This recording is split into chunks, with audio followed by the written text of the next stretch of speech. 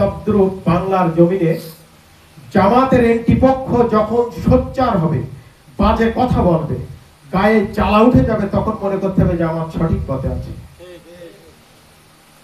আপনি যখন ভালো কথা বলবেন তখন দেখবেন এক শ্রেণীর সামাজিক মাতব্বর শ্রেণীর লোক পাগল হয়ে যাবে, কিভাবে আমিনুর রহিম করিম সলিমের কিভাবে বাড়ি দেওয়া যায়।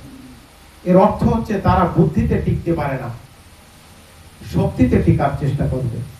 সেই জায়গা থেকে আমাদের পরিবেশ তৈরি করে নিয়ে চলতে হবে।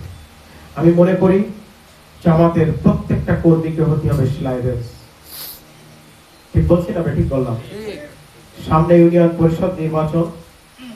এই নির্বাচন অনেক বৈতরণী অতিক্রম করে এই জায়গায় দাঁড়িয়ে আছি আমরা। আমার সামনে উপস্থিত আছেন মাওলানা রফিকুল ইসলাম সাহেব, তিনবার নির্বাচন করেছিলেন এই নাভারণ ইউনিয়নে। অগাধ অত্যাচার, নির্যাতন, নিষ্পেষণ সয়ে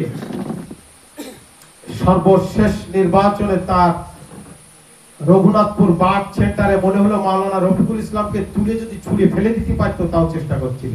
ঠিক তো হুজুর? সেই জায়গায় আমি প্রেজেন্ট ছিলাম।